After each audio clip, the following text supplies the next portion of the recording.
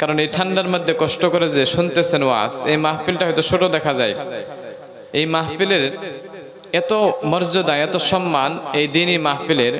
কোনো মানুষ যদি রাস্তা দিয়ে যাওয়ার সময় হঠাৎ করে এই মাইকের আওয়াজ পায়, ওয়াজ মাহফিলের কথা শোনে, শোনার পরে যদি ওই ব্যক্তি যদি একটু ইচ্ছা করে যে একটু মাহফিলের নিচে গিয়ে বসবো শুনবো, ইখলাসের নিয়তে যদি শুনে, আল্লাহ রাব্বুল আলামিন তার যাবতীয় সগীরা গুনাহ আল্লাহ মাফ করে দেয়। সুবহানাল্লাহ পড়ে আর একটু জোরে পড়ুন সুবহানাল্লাহ।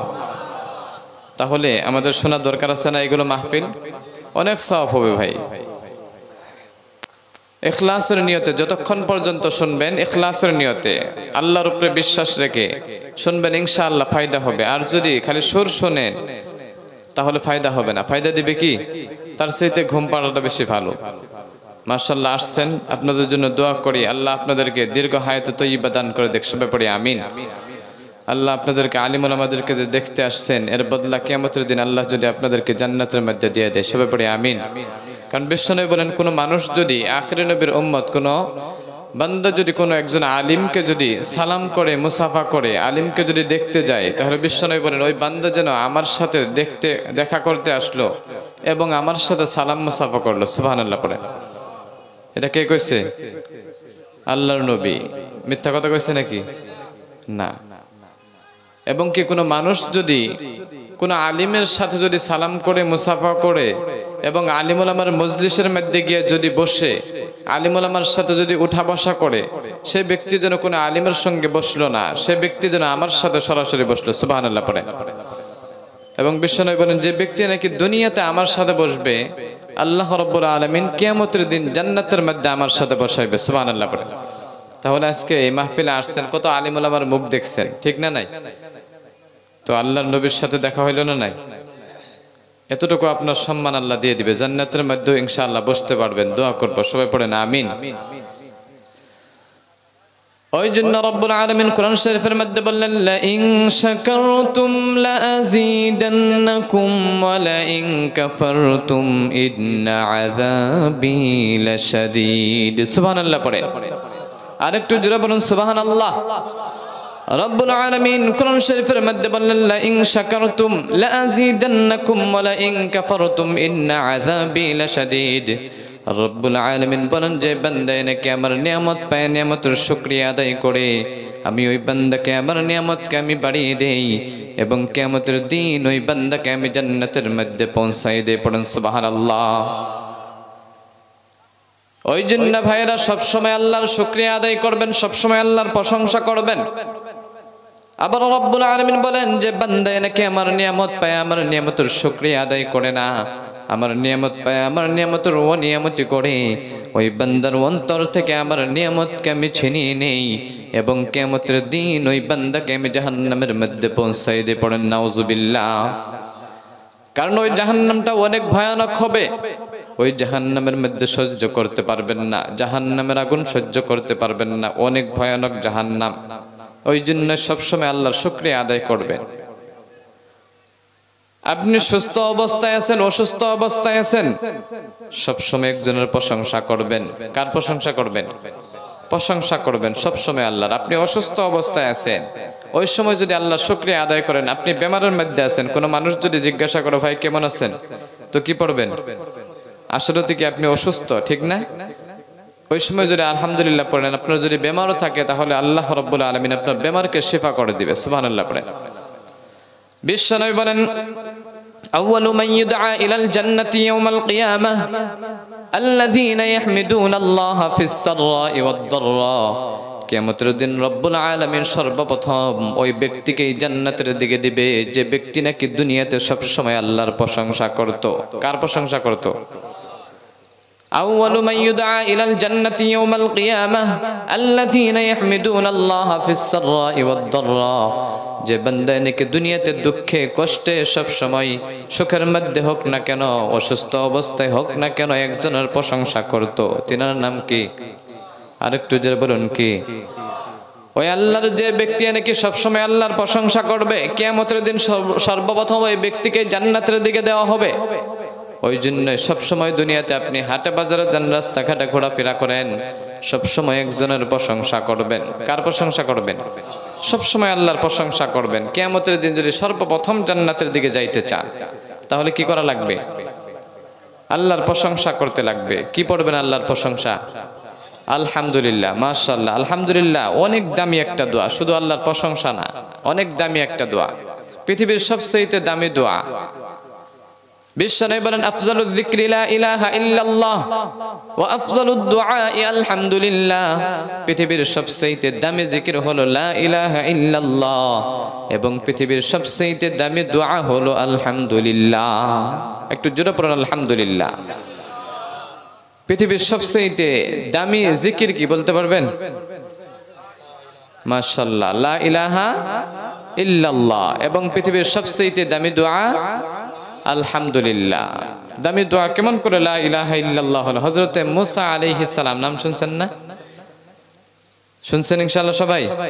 দেখছেন? আসে না এদিকে? আসে না? আইনা না? ডাকেন না, ডাকলে হ্যাঁ আসবে, দাওয়াত দিবেন, আসবে তো ইনশাআল্লাহ। আসবে নাকি? ও দুনিয়াতে থাকলে আসবে। হযরত সাইয়্যিদিনা মুসা আলাইহিস সালাম আল্লাহকে বললেন, আল্লাহ আল্লাহ তুমি আমাকে এমন একটা দোয়া শেখায় দাও, এমন একটা ইবাদত শেখায় দাও, এমন একটা জিকির শেখায় দাও, এমন একটা কালিমা শেখায় দাও যে জিকিরটা পড়লে, যে কালিমাটা পড়লে তুমি খুশি হবা, তোমাকে রাজি খুশি করার জন্য। সাইয়্যিদিনা মুসা আলাইহিস সালামের জামানায় আল্লাহকে বলছিলেন, আল্লাহ এমন একটা দোয়া শেখায় দাও, এমন একটা জিকির শিখায় দাও যেটা দিয়ে নাকি তোমার ডাকবো। আল্লাহ মুসা আলাইহিস সালামকে বললেন, ও মুসা পড়ো লা ইলাহা ইল্লাল্লাহ। তখন মুসা আলাইহিস সালাম আল্লাহকে বললেন, আল্লাহ এইটা তো দুনিয়ার সবাই জানে, লা ইলাহা ইল্লাল্লাহ পৃথিবীর প্রত্যেক মানুষই জানে, এমন একটা দোয়া শিখায় দিতে বলছি আল্লাহ, এমন একটা দোয়া শিখায় দাও, এমন একটা জিকির শিখায় দাও যে জিকিরটা দুনিয়ার কেউ জানে না, শুধু তুমি এবং আমি জানবো, এমন একটা জিকির শিখায় দাও। আল্লাহ রাব্বুল আলামিন মুসাকে বললেন, ও মুসা লা ইলাহা ইল্লাল্লাহ যে জিকিরটা তোমার শিখাইলাম, এই জিকিরটা দুনিয়ার সবচেয়ে দামি জিকির, এর চাইতে দামি জিকির আমার কাছে আর হতে পারে না। পড়ুন সুবহানাল্লাহ। এর চাইতে দামি জিকির আর আমার কাছে নাই। ওই জন্য সবসময় কি জিকির করবেন? লা ইলাহা, জোরে পড়েন, লা ইলাহা ইল্লাল্লাহ, লা ইলাহা। মাইকের সাউন্ড ভালো করে মিলাই দিবেন।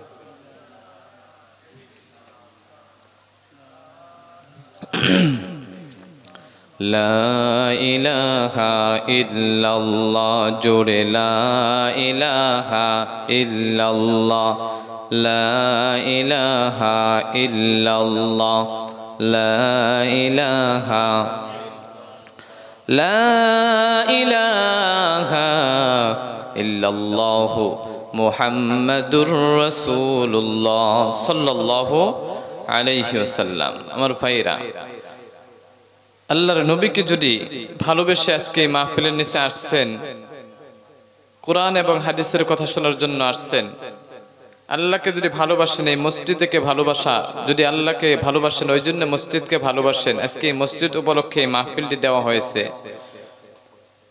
এখন যদি আপনি আল্লাহকে ডাইরেক্ট যদি পাইতে যান, ডাইরেক্ট তো আল্লাহরে পাইবেন না। পাওয়া যাবে কি?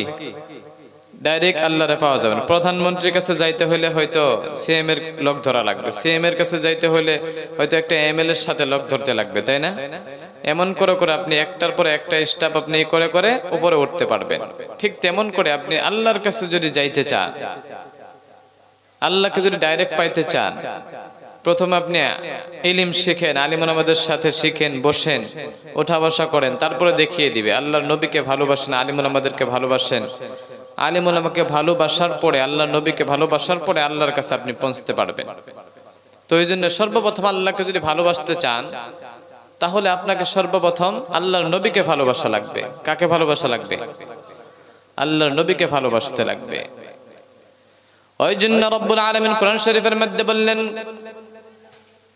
কুনতুম কুল ইন কুনতুম তুহিব্বুনাল্লাহা ফাত্তাবিউনি ইউহিব্বুকুমুল্লাহু ওয়া ইয়াগফির লাকুম যুনুবাকুম ওয়াল্লাহু গফুরুর রহিম। আল্লাহু আকবার পড়েন। রব্বুল আলামিন কোরআন শরীফের মধ্যে বললেন কুল ইন কুনতুম তুহিব্বুনাল্লাহ ফাত্তাবিউনি ইউহিব্বুকুমুল্লাহ ওয়া ইয়াগফির লাকুম যুনুবাকুম আল্লাহু গফুরুর রহিম। রব্বুল আলামিন কোরআন শরীফের মধ্যে বললেন, ও বান্দারা, তোমরা যদি আমাকে ভালোবাসতে চাও, আমাকে যদি ডাইরেক্ট পেতে চাও, তাহলে সরাসরি আল্লাহর নবীকে মানো, আল্লাহর নবীর অনুসরণ করো। আল্লাহর নবী যে উপদেশগুলো তোমাদেরকে করেছে ওইগুলোর প্রতি তোমরা অনুসরণ করো। তারপরে আল্লাহর নবীকে ভালোবাসো, তারপরে তোমরা আমাকে পেয়ে যাবে ডাইরেক্ট। আপনি ডাইরেক্ট আল্লাহর কাছে পৌঁছতে পারবেন না, আপনি আগে সর্বপ্রথম আল্লাহর নবীকে ভালোবাসেন। বিশ্বনবী বলেন, লা ইউমিনু আহাদুকুম হাত্তা আকুনা আহাব্বা ইলাইহি মিন ওয়ালিদিহি ওয়া ওয়ালাদিহি ওয়ান নাসি আজমাইন। আপনি ততক্ষণ পর্যন্ত আল্লাহর নবীকে পাইতে পারবেন না, ততক্ষণ পর্যন্ত আল্লাহর নবীকে আপনি পাইতে পারবেন না, যতক্ষণ পর্যন্ত হয়তো আপনি পরিপূর্ণ ইমানদার হতে পারবেন না, মুমিন হতে পারবেন না, ততক্ষণ পর্যন্ত।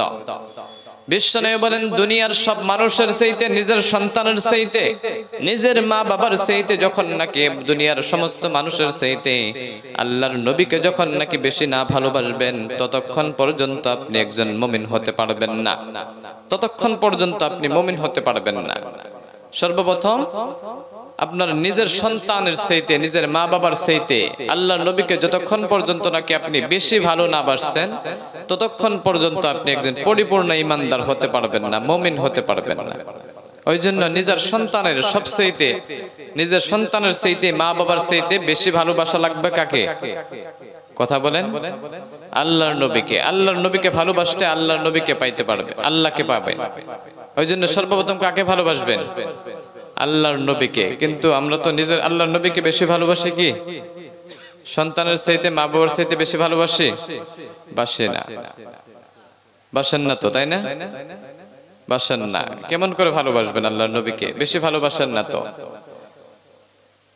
হযরত তালহা ইবনে বারা রাদিয়াল্লাহু তাআলা আনহু, বুখারীর বর্ণনায় 12 বছরের একজন সাহাবী ছিলেন। কয় বছর? কথা বলেন, 12 বছরের একজন সাহাবী হযরত তালহা ইবনে বারা রাদিয়াল্লাহু তাআলা আনহু কেমন করে নিজের মা বাবার চাইতে আল্লাহর নবীকে ভালোবাসতো। 12 বছরের একজন সাহাবী, বালক, কিছুই বুঝেন না দুনিয়া। শুনবেন ইনশাআল্লাহ কেমন করে ভালোবাসতেন। ঠিক তেমন করে যদি ভালোবাসেন, আল্লাহর প্রিয় হয়ে যাবেন বলে আশা রাখলাম।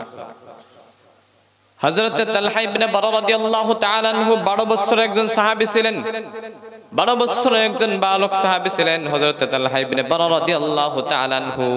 তিনার বাবা মা অনেক গরিব ছিলেন, গরিব ঘরের একজন সন্তান ছিলেন। তালহার বাড়িতে 3-4 দিন হয়ে যায়, ঘরের মধ্যে কোনো খাবার ব্যবস্থা নাই, রান্না হয় না। তালহা ইবনে বারা রাদিয়াল্লাহু তাআলা আনহু তিনার মাকে 3 দিন যাওয়ার পর হয়তো পেটের মধ্যে অনেক ক্ষুধা। তালহার মাকে ডাক দিয়ে বলে, ও মা, তুমি আমাকে একটু খাবারের জন্য ব্যবস্থা করে দাও, আমার পেটের মধ্যে অনেক ক্ষুধা, আমি তো একজন ছোট্ট মানুষ। তালহা ইবনে বারা রাদিয়াল্লাহু তাআলা আনহু ক্ষুধার জন্য তার মার কাছে কান্না করে বলে, তার মা বলে, ও বাবা, একটু ধৈর্য ধরো, ধৈর্য ধরার পরে আর কিছুদিন ধৈর্য ধরো, নিশ্চয় আল্লাহ আমাদের ঘরের মধ্যে খাদ্য দিবে, নিশ্চয় আমাদের ঘরের মধ্যে খাদ্য দিবে, একটু ধৈর্য ধরো। 3 দিন তো ধরলা। তালহা ইবনে বারা রাদিয়াল্লাহু তাআলা আনহু মার কথা শুনে আরেকদিন ধৈর্য ধরলেন। 4 দিন হয়ে গেল। তার মাকে পরের দিন তার মাকে জিজ্ঞাসা করে, মা, আমাদের ঘরে কি কোনো রান্না হয়েছে, কোনো খাদ্যের ব্যবস্থা হয়েছে, খানার কি কোনো ব্যবস্থা হয়েছে? তালহা ইবনে বারা রাদিয়াল্লাহু তাআলা আনহুর কথা শুনে তিনার মা একটু চোখের পানি ফেলিয়ে বললে, ও বাবা, হয়তো অনেক ধৈর্য ধরলা, কিন্তু আমার ঘরের মধ্যে কোনো খাবারের এখনো ব্যবস্থা হয় নাই, কোনো খাদ্য এখনো আসে নাই। কিন্তু তালহা ইবনে বারা রাদিয়াল্লাহু তাআলা আনহু একজন ছোট্ট মানুষ, পেটের মধ্যে অনেক ক্ষুধা, আমরা তো একদিন না খেয়ে থাকতে পারি না, ঠিক না? ওই 12 বছরের মানুষটা কেমন করে থাকতেছে? 4 দিন হয়ে গেল, কোনো খাদ্য নাই।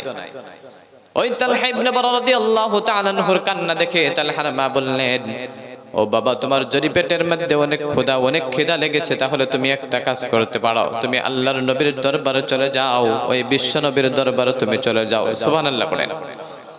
তোমার যদি পেটের মধ্যে অনেক ক্ষুধা, তাহলে তুমি বিশ্বনবীর দরবারে চলে যাও। মার কথা মতে তালহা ইবনে বারা রাদিয়াল্লাহু তাআলা আনহু বললেন, ও মা, তাহলে কি আল্লাহর নবীর দরবারে কি কোনো খাদ্যের ব্যবস্থা করেছে, কোনো দাওয়াতের ব্যবস্থা করেছে? ওই তালহা ইবনে বারা রাদিয়াল্লাহু তাআলা আনহুর কথা শুনে মা বললেন, ও বাবা, বিশ্বনবীর দরবারে কোনো খাবার ব্যবস্থা করে নাই, কোনো দাওয়াতের ব্যবস্থাও করে নাই, তাহলে মা কেন যাব ওইখানে বিশ্বনবীর দরবারে? কোনো যদি খাদ্যের ব্যবস্থা করে নাই, খানার ব্যবস্থা করে নাই, তাহলে ওইখানে গিয়ে কি হবে? আমার তো এমনিতেই খিদা লাগছে। তালহার মা ডাক দিয়ে বললেন, ও বাবা, বিশ্বনবীর দরবারে তুমি যদি যাও, ওই বিশ্বনবীর দরবারে তুমি যদি একবার যাইতে পারো, বিশ্বনবীর চেহারাটা যদি একবার তুমি যদি দেখতে পারো, তাহলে তোমার পেটের খিদাটা তোমার মিটিয়ে যাবে। পড়ুন সুবহানাল্লাহ। ওই আল্লাহর নবীর এত সুন্দর চেহারা একবার যদি দেখতে পারো তোমার, তাহলে তোমার পেটের খিদা তোমার মিটিয়ে যাবে। সুবহানাল্লাহ বললেন না? আস্তে কোন সুবহানাল্লাহ, পিছনে শুনবে তো, আস্তে কোন, তাহলে জোরেই কোন শোনা সুবহানাল্লাহ। ওই তালহা ইবনে বারা রাদিয়াল্লাহু তাআলা আনহু এই কথা শুনে পরের দিন বাবাকে বললেন, ও বাবা, আমাকে বিশ্বনবীর দরবারে নিয়ে চলো, বিশ্বনবীর দরবারে আমি যাইতে চাই, আল্লাহর নবীর দরবারে আমি যাব। তখন পরের দিন তালহা ইবনে বারা রাদিয়াল্লাহু তাআলা আনহুর বাবা তালহাকে নিয়ে আল্লাহর নবীর দরবারে চলে গেলেন, বিশ্বনবীর দরবারে চলে গেলেন। বিশ্বনবীর দরবারে যখন নাকি পৌঁছে গেলেন, দেখে দুনিয়ার সাহাবীরা আল্লাহর নবীর কথা শোনার জন্য এখানে দাঁড়িয়ে রয়েছে, বসে রয়েছে, আল্লাহর নবীর ওয়াজ শুনতেছে, কথা শুনতেছে, সমস্ত সাহাবীদের ভিড়। ঠিক আপনারা যেমন করে বসে আছেন ঠিক তেমন করে মানুষের ভিড় আল্লাহর নবীর কথা শোনার জন্য। কিন্তু তালহা ইবনে বারা রাদিয়াল্লাহু তাআলা আনহু একজন ছোট্ট মানুষ, 12 বছরের একজন মানুষ, তিনি দূরের থেকে আল্লাহর নবীর চেহারা দেখতে পারতেছেন না, কারণ অনেক সাহাবীদের ভিড় ছিল। এরকম কম মানুষ ছিল না, অনেক সাহাবারা ছিলেন ওইখানে। দূরের থেকে আল্লাহর নবীর চেহারা দেখা যায় না, তাহলে মানুষ কম আসলে না বেশি ছিল, চেহারা দেখতে পারেন নাই। ওই জন্য তালহা বললেন, ও বাবা, আমি তো আল্লাহর নবীর চেহারা দেখতে পারি না, দূর থেকে চেহারা দেখা যায় না, ওই জন্য বাবা তোমার কাঁধের মধ্যে আমাকে একটু উঠায় নাও, আমি ওই তোমার কাঁধের মধ্যে খাড়ের মধ্যে উঠে আল্লাহর নবীর চেহারা আমি দেখতে চাই। তালহা ওই কথা শুনে তালহার বাবা তালহাকে কাঁধের মধ্যে নিয়ে নিলেন। তালহা যখন নাকি আল্লাহর নবীর চেহারা দেখলেন, আল্লাহর নবীর কথা শুনতেছেন, টানা 1-2 ঘন্টা ওয়াজ শোনার পর, বিশ্বনবীর কথা শোনার পরে কিছুক্ষণ পরে হযরত তালহা ইবনে বারা রাদিয়াল্লাহু তাআলা আনহু ওই বাবার কাঁধের উপরে কান্না শুরু করে দিলেন, কান্না শুরু করে দিলেন তালহা। তালহার চোখের পানি বাবার কাঁধের মধ্যে পড়ে, বাবার গায়ের মধ্যে যখন নাকি তালহার চোখের পানি পড়ে, তালহা বললেন, তালহার বাবা তালহাকে ডাক দিয়ে বললেন, ও বাবা, তোমার কি পেটের মধ্যে এখনো খিদা রয়েছে? তুমি কেন এখন কান্না করতেছো? অনেক কি খিদা লেগেছে? তালহার ওই কথা শুনে তালহার বাবাকে বললেন, ও বাবা, আমার তো পেটের মধ্যে কোনো ক্ষুধা নাই, আমার তো পেটের মধ্যে কোনো ভোগ নাই, আমি এই জন্যই কান্না করতেছি। আমি বিশ্বনবীর চেহারা এত সুন্দর, এত মায়াবী চেহারা, এই চেহারার মধ্যে এই মদিনার কাফিররা কেমন করে আক্রমণ করে, কেমন করে মারধর করে। সুবহানাল্লাহ পড়ে। এই 12 বছরের সাহাবী অতটা ভাবলেন, দেখার পরে তো পেটের খিদা শেষ, তারপরে আল্লাহর নবীর চেহারার মধ্যে যে সে তালহা ইবনে বারা রাদিয়াল্লাহু তাআলা আনহু শুধু শুনছে যে আল্লাহর নবীর কাফিররা মারধর করে, ওই কথা শুনে এত সুন্দর চেহারার মধ্যে কেমন করে মারধর করে, মায়াবী চেহারা। ওই জন্য কিছুক্ষণ পরে আবারও শুনতে শুরু করলেন। শুরু করতে করতে হঠাৎ করে তালহা ইবনে বারা রাদিয়াল্লাহু তাআলা আনহু আবারও কান্না শুরু করলেন। কান্না করতে করতে বাবার কাঁধের উপরে আবারও কান্না শুরু করলেন, চোখের পানি আবারও ফালাইলেন বাবার গায়ের উপরে। তালহার বাবা তালহাকে ডাক দিয়ে বলে, ও বাবা, তুমি আবারও কেন কান্না শুরু করো? আবারও কেন তুমি কান্না শুরু করলা? তোমার কি পেটের মধ্যে আবারও খিদা লাগছে? ওই তালহা ইবনে বারা রাদিয়াল্লাহু তাআলা আনহু বললেন, ও বাবা, আমি এই জন্য খিদার জন্য আমি কান্না করি না, আমি এই জন্য আজকে কান্না করতেছি। বাবা, আমি আল্লাহর নবীর চেহারা দেখে, বিশ্ব নবীর চেহারা দেখে এত ভালোবেসে ফেলেছি, আমি বিশ্ব নবীর প্রেমে পড়ে গেছি, আল্লাহর নবীকে আমি অনেক ভালোবেসে ফেলেছি। সুবহানাল্লাহ পড়ে। আল্লাহর নবীর চেহারাটা এত সুন্দর, ওই জন্য আল্লাহর নবীর চেহারা দেখে আমি প্রেমে পড়ে গেছি। আমি আজকের থেকে বিশ্ব নবীর দরবারে থাকবো। ও বাবা, তোমার সাথে আমি আর বাড়িতে ফিরে যাব না, আমি আল্লাহর নবীর দরবারে থাকতে চাই, আমি আর বাড়িতে ফিরে যাব না। আল্লাহর নবীর চেহারা দেখে প্রেমে পড়ে গেছি, আমি আজকের থেকে বিশ্ব নবীর দরবারে থাকবো, আল্লাহর নবীর খেদমত করব, বাড়িতে আর যাব না। বাবা, তুমি মাকে বাড়িতে গিয়ে বলবে তালহা আর আসবে না, বিশ্ব নবীর দরবারেই থাকবে, আল্লাহর নবীর খেদমত করবে। যখন নাকি আল্লাহর নবীর ওয়াজ শেষ হয়ে গেল, সমস্ত সাহাবীরা বাড়ির দিকে চলে গেলেন, কিন্তু ওই তালহাকে বাবা বাড়ির দিকে টানে, কিন্তু ওই তালহা ওই আল্লাহর নবীর দরবারের দিকে টানে, বাড়িতে যায় না। বিশ্ব নবী ডাক দিলেন, ও তালহা, ও তালহার বাবা, এদিকে শোনো। তখন বললেন, তোমরা বাড়ির দিকে কেন যাও না? কেন টানাটানি করতেছো এখানে? তোমরা একজন টানো বাড়ির দিকে, আরেকজন টানে আল্লাহর নবীর দরবারের দিকে। তালহার বাবা বিশ্বনবীকে বিচার দিলেন, ও বিশ্বনবী, ইয়া রাসূলুল্লাহ, আমার সন্তান 12 বছরের একজন সন্তান, তালহা ইবনে বারা রাদিয়াল্লাহু তাআলা আনহুর কথা বিচার দিলেন বিশ্বনবীকে। এই 12 বছরের সন্তান আপনার চেহারা দেখে আজ প্রথমবার আপনাকে দেখেছে, আপনার চেহারা দেখে আপনার প্রেমে পড়ে গেছে, আপনার দরবারেই থাকতে চায়। সুবহানাল্লাহ পড়ে। তালহার বাড়ির দিকে যাই না, বাড়ির দিকে আমি টানতেছি কিন্তু তালহা বাড়িতে যাই না। বাড়িতে তালহার মা রেখে এসেছে কিন্তু মার কাছেও যাবে না। সেই বাচ্চা যেন বলতেছে আমার সেইতে তালহার মার সেইতে নাকি আপনাকে বেশি ভালোবাসে, ওই জন্য আপনার দরবারেই থাকতে চাই। আল্লাহ নবী তালহাকে জিজ্ঞাসা করলেন 12 বছরের সন্তান রে, যে কি ব্যাপার, সত্যি কি? ওই তালহা ইবনে বারা রাদিয়াল্লাহু তাআলা আনহু বিশ্বনবীকে বললেন, ইয়া রাসূলুল্লাহ, আমি আপনার দরবারে আমি থাকতে চাই, আমি আমার মার চাইতে বাবার চাইতে বেশি ভালোবাসি, ওই জন্য আমি আপনার দরবারেই থাকতে চাই। আমার মার চাইতে বাবার চাইতে আপনাকে বেশি ভালোবেসে ফেলেছি, ওই জন্য আমি মার কাছেও যাব না, বাবার কাছেও যাব না, আপনার দরবারেই থাকবো। কিন্তু বিশ্বনবী এই কথা বিশ্বাস না করে ওই তালহাকে বললেন, ও তালহা, তুমি যদি সত্যি আমাকে বেশি ভালোবাসো থাকো তাহলে তোমাকে দিয়ে একটা পরীক্ষা করাবো। যদি সত্যি আমাকে বেশি ভালোবাসো, এই 12 বছরের একজন সন্তান তালহার হাতে একটা বিশ্বনবী একটা তলোয়ার দিয়ে দিলেন, এই তলোয়ারটা নিয়ে যাও, নিয়ে গিয়ে তোমার বাবার গর্দনটা কেটে এনে আমার সম্মুখে হাজির করে দাও। ওই তালহা বিশ্বনবীর কথা শোনার সাথে সাথে তলোয়ারটা নিয়ে গেলেন।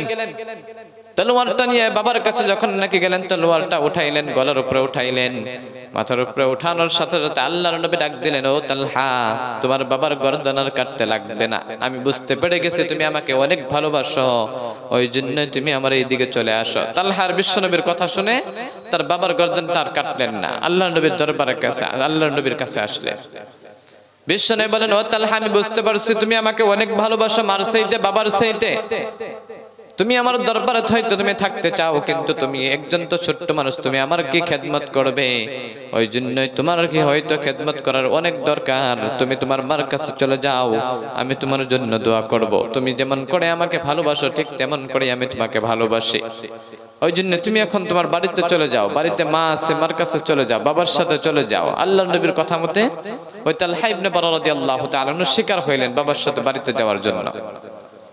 কিছুক্ষণ পরে তালহার বাবাকে বিশ্বনবী ডাক দিয়ে বললেন, ও তালহার বাবা, ও বারা, তুমি এইদিকে শোনো। তালহার বাবা যখন নাকি আসলেন তখন যাওয়ার সময় বলে দিলেন, বিশ্বনবী বলে দিলেন, ও তালহার বাবা, এই তালহা যে আমাকে অনেক ভালোবাসে, এত ভালোবাসার জন্য তালহা যখন নাকি মারা যাবে, মৃত্যুবরণ করবে, ওই সময় তালহার মৃত্যুর খবরটা আমাকে দিও, ওই তালহার জানাজার নামাজটা আমি নিজে পড়াবো। সুবহানাল্লাহ পড়ে। ওই তালহা যখন নাকি মারা যাবে, মৃত্যুবরণ করবে, ওই সময় তালহার জানাজার নামাজটা আমি নিজে পড়াবো, ওই তালহার মৃত্যুর খবরটা আমার দিও। কে কইছে এটা? আল্লাহর নবী বলছেন। ওই কথা শুনে তালহার বাবা চোখ দিয়ে পানি পড়ে, তালহার বাবা টেনশনে পড়ে গেলেন। ওই কথা শুনে তালহার বাবা বিশ্বনবীকে ডাক দিয়ে বলেন, ও বিশ্বনবী, আমি তো বুঝতে পারলাম আপনি যে কথাটি বললেন এই কথার মধ্যে বোঝা যায় আমার এই ছোট্ট সন্তান আর বেশি দিন দুনিয়াতে থাকবে না। থাকবে কি? কারণ আল্লাহর নবী কইছে যে তালহা যদি মারা যায়, তালহার যদি জানাজার বিশ্বনবী পড়ায় তাহলে আল্লাহর নবীর আগেই মারা যাবে, ঠিক না? মারা যাবে। আল্লাহর নবী কি না জেনে কইছে নাকি? যাইনি কইছে। ওই জন্য তালহা ইবনে বারা রাদিয়াল্লাহু তাআলা আনহু তিনি ওই কথা শুনলেন। শোনার পরে তালহার বাবা এবং তালহা ইবনে বারা রাদিয়াল্লাহু তাআলা আনহু তিনারা দুইজন বাড়ির দিকে যখন নাকি চলে যায়, বাড়িতে গিয়ে পৌঁছানোর পরে কিছুদিন পরে হঠাৎ করে ওই তালহা ইবনে বারা রাদিয়াল্লাহু তাআলা আনহু তিনি অসুস্থ হয়ে পড়লেন, বেমারের মধ্যে হয়ে গেলেন, বেমার হয়ে গেল তালহা ইবনে বারা। তালহা অসুস্থ হয়ে পড়লেন, বিশ্বনবীর দরবারে যাওয়ার পর থেকে অসুস্থ হয়ে পড়লেন, তেনার শরীর অনেক খারাপ, অনেক বেমার হয়েছে। তালহা ইবনে বারা রাদিয়াল্লাহু তাআলা আনহু বাবাকে ডাক দিয়ে বলে, ও বাবা, হয়তো আমি দুনিয়াতে আর বেশি দিন থাকবো না, আমি আর দুনিয়াতে বেশি দিন থাকতে পারবো না। তোমাকে যে আসার সময় বিশ্বনবী যে কথাটি বলেছিল, আমি যখন নাকি মারা যাই ওই সময় তোমাকে বিশ্বনবী খবর দিতে বলেছিল, কিন্তু বাবা তোমাকে আমি একটা কথা বলে দেই, আমি যদি হঠাৎ করে যদি রাত্রের বেলা যদি মারা যাই তাহলে ওই বিশ্বনবীকে তুমি খবর দিও না, আর যদি দিনের বেলা আমি মৃত্যুবরণ করি, মালাকুল মউত এসে আমার জানটা বাহির করে নিয়ে যায়, তাহলে ওই বিশ্বনবীকে তুমি দিনের বেলা খবর দিও, কিন্তু রাত্রের বেলা মারা গেলে আমাকে ওই খবরটা বিশ্বনবীকে দিও না। রাত্রের বেলা মারা গেলে আল্লাহর নবীরে আমার মৃত্যুর খবরটা দিও না। আর যদি দিনের বেলা মারা যায়, বুঝেন নাই, রাত্রের বেলা মারা গেলে খবর দিতে মানা করেছে, আর যদি দিনের বেলা মারা যায় তাহলে খবর দিতে বলেছে, কিন্তু কারণ কি? ওই তালহা ইবনে বারা রাদিয়াল্লাহু তাআলা আনহু হঠাৎ করে অসুস্থ হয়ে পড়লেন। হওয়ার পরে কিছুদিন পরে ওই তালহা ইবনে বারা রাদিয়াল্লাহু তাআলা আনহু হঠাৎ করে রাত্রের বেলা মারা গেলেন, মৃত্যুবরণ করলেন রাত্রের বেলা। যখন নাকি রাত্রের বেলা মারা গেলেন তালহা ইবনে বারা রাদিয়াল্লাহু তাআলা আনহুর বাবা, তিনার মনে পড়ে গেল তালহার বাবাকে ওই কথা যে নসিহতটি করে গিয়েছিলেন, তিনার আল্লাহর নবীকে না বলার জন্য যে নসিহতটি করেছিলেন, সেই জন্যই তালহা ইবনে বারা রাদিয়াল্লাহু তাআলা আনহু তিনার বাবার ওই রাত্রের বেলা বিশ্ব নবীকে খবর দিলেন না। তিনাদের গ্রামের কিছু মানুষ মিলে তালহা ইবনে বারা রাদিয়াল্লাহু তাআলা আনহুকে, ওই তালহাকে রাত্রের বেলায় তারা কাফন দাফন করে কবরে রেখে আসলেন। কিছুদিন পরে পরের দিন সকালবেলা বিশ্বনবীর কানের মধ্যে এই খবর পৌঁছে গেছে। পরের দিন সকালবেলা বিশ্বনবী আসলেন, তালহার বাড়ির সামনে যখন নাকি আসলেন, আসার পরে তালহার বাবাকে ডাক দিলেন, ও তালহার বাবা। তালহার বাবা যখন নাকি বাড়ির সামনে বাহির হয়ে আসলেন, তখন বললেন তালহা কোথায়? তালহার কথা বিশ্বনবী জিজ্ঞাসা করলেন যে তালহা কোথায়? তালহার বাবা ডাক দিয়া বললেন, ও বিশ্বনবী ইয়া রাসূলুল্লাহ, ওই তালহা ইবনে বারা রাদিয়াল্লাহু তাআলা আনহু আমার সন্তান, 12 বছরের একজন সন্তান। এই বাবা তালহা তো আর দুনিয়াতে নাই। গতকালকে রাত্রে মালাকুল মউত এসে ওই তালহার জানটা বাহির করে নিয়ে গেছে, মৃত্যুবরণ করেছে, রাত্রের বেলা মারা গেছে। আল্লাহর নবী তালহার বাবাকে বললেন, ও তালহার বাবা, তোমাকে তো বলেছিলাম যদি তালহা মৃত্যুবরণ করে মারা যায় তাহলে তুমি ওই তালহার জানাজার নামাজটা আমি পড়াবো, ওই জন্য আমি খবর দিতে বলেছিলাম, কিন্তু তুমি আমাকে কেন খবর দিল না? তখন বিশ্বনবীর কথা মতে আল্লাহর ওই তালহা ইবনে বারা রাদিয়াল্লাহু তাআলা আনহু বললেন, তালহার বাবা বললেন, ও বিশ্বনবী, আমি এই জন্য আপনাকে খবর দিতে পারি নাই, মৃত্যুর আগে ওই তালহা ইবনে বারা রাদিয়াল্লাহু তাআলা আনহু আমার সন্তান, এই কথা বলে গিয়েছিলেন। হঠাৎ করে বাবা আমি যদি রাত্রের বেলা মারা যাই তাহলে বিশ্বনবীকে খবর দিও না, আর যদি দিনের বেলা মারা যাই তাহলে ওই বিশ্বনবীকে খবর দিও। আমি ওই জন্য হুজুর আপনাকে আমি খবর দিতে পারি নাই, কারণ তালহা ইবনে বারা রাদিয়াল্লাহু তাআলা আনহু আমার সন্তান রাত্রের বেলা মারা গেছে। কোন সময় মারা গেছে? রাত্রের বেলা মারা গেছে। এখন তো খবর দেওয়া যাবে না, ঠিক না? কিন্তু কেন এমন করে খবর দিতে বারণ করেছে? তালহার বাবা বললেন, ও বিশ্বনবী, তালহা এটাই চিন্তা করে আপনাকে খবর দিতে বারণ করেছে, কারণ আপনি ওই তালহার জানাজার কথা শুনে আপনি হয়তো নিশ্চয় আসবেন, কিন্তু এই তালহা ইবনে বারা রাদিয়াল্লাহু তাআলা আনহু যে রাত্রের বেলা মারা গেছে, আমি যদি রাত্রের বেলা মারা যাই ওই বিশ্বনবী তো আমার জানাজার জন্য নিশ্চয় আসবে। কারণ বিশ্বনবী রাত্রের বেলা যে রাস্তা দিয়ে আসবে, বাড়ির থেকে যে রাস্তা দিয়ে আমার বাড়ির সামনে আসবে, ওই রাস্তার মধ্যে হয়তো অনেক বড় বড় কাফেরদের বাড়ি, হয়তো ওই রাস্তা দিয়ে রাত্রের বেলা আসলে আল্লাহর নবীকে দুনিয়ার কাফেররা, রাস্তার পাশের কাফেররা মারধর করবে, আক্রমণ করবে, আল্লাহর নবীকে মারধর করবে, জন্য ওই জন্য আল্লাহর নবীকে রাত্রের বেলা খবর দিও না। সুবহানাল্লাহ পড়ে। ওই জন্য ইয়া রাসূলুল্লাহ আপনাকে খবর দিতে বারণ করেছে, আপনি যে রাস্তা দিয়ে আসবেন অনেক বড় বড় কাফেরদের বাড়ি ছিল ওইখানে, কাফিররা আপনার মারধর করবে, ওই কথা চিন্তা করে ওই তালহা ইবনে বারা রাদিয়াল্লাহু তাআলা আনহু আপনাকে রাত্রের বেলা খবর দিতে বারণ করেছিল। কত ভালোবাসা ছিল আল্লাহর নবীর সাথে। আর যদি দিনের বেলা মারা যান, হয়তো আপনি যদি দিনের বেলা আসেন, অনেক মুসাফিররা ওই রাস্তা দিয়ে ব্যবসা বাণিজ্যের জন্য যায়, অনেক মুসাফিররা সফর করে, হয়তো মানুষ থাকবে দিনের বেলা রাস্তার মধ্যে, আপনাকে কেউ আক্রমণ করতে পারবে না। ওই জন্য দিনের বেলা আপনাকে খবর দিতে বলেছে, আর যদি রাত্রের বেলা মারা যায় খবর দিতে বারণ করেছে, কারণ আপনি ওই কথা শুনে আপনি তো নিশ্চয় আসবেন, ঠিক না?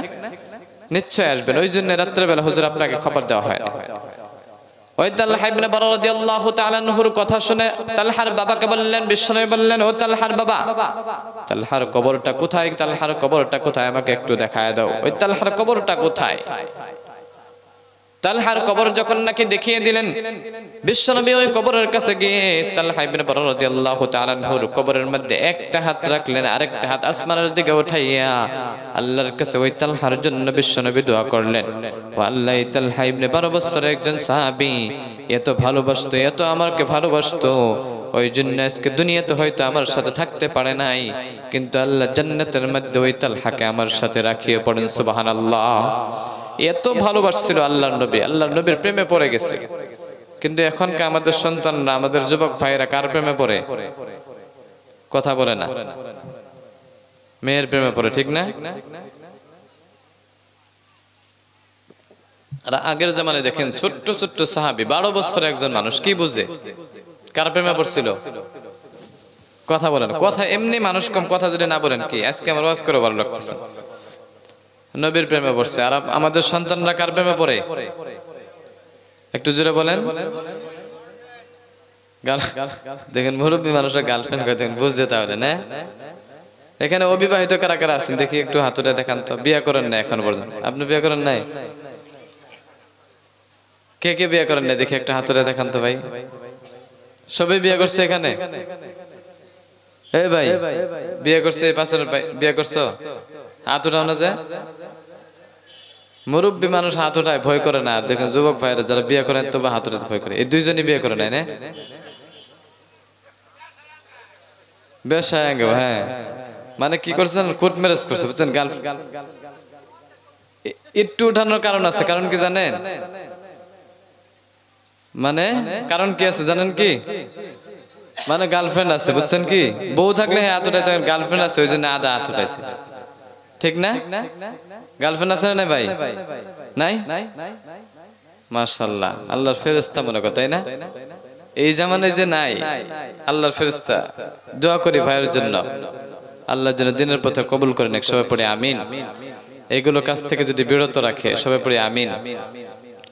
তো এখনকার সন্তানরা দেখেন মেয়েদের প্রেমে পড়ে, কিন্তু আগের 12 বছর একজন সাহাবী দেখেন কত আল্লাহর নবীকে ভালোবাসতো, কত কিছু ভাবতো আল্লাহর নবীর জন্য। কিন্তু আমরা এই সন্তানদেরকে নিজেই আমরা আসলে সন্তানদেরকে ভালো রাস্তায় আনতে পারি না, ঠিক না ভাই? নিজেই আমরা আনতে পারি। এই সন্তানের জন্য আমরা দায়ী হব।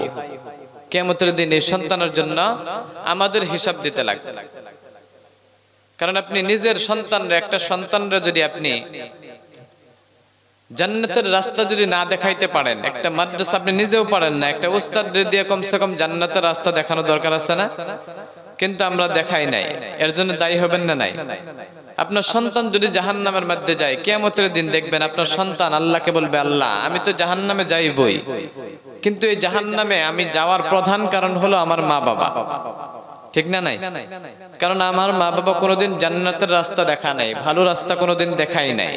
আজকে এই মার জন্য বাবার জন্য আমি আজকে জাহান্নামে যাওয়া লাগতেছে। ওই জন্য আল্লাহ সর্বপ্রথম তুমি আমার মা বাবার তুমি জাহান্নামের মধ্যে দাও, তারপরে আল্লাহ তুমি আমার জাহান্নামের মধ্যে দাও। নাউজুবিল্লাহ পড়ে।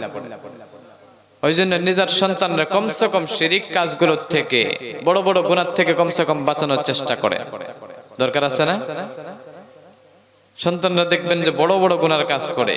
আপনার সন্তানরা বলেন বাবা মসজিদে যাও, কিন্তু ওই সন্তান মসজিদে যায় না। যায় কি?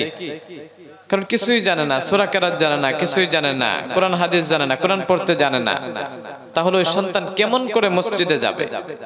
ভালো রাস্তায় নিতে পারবেন? পারবেন না। আর যদিও কিছু না জান্না, নামাজের জন্য ইচ্ছা আছে, নামাজ পড়বে, ভালো পথের মধ্যে যাবে, কিন্তু ধরেন যে সূরা কেরাত জানে না, কোরআন জানে না, তাহলে মসজিদে গিয়ে কি করবে? এটা ভাবে, ঠিক না?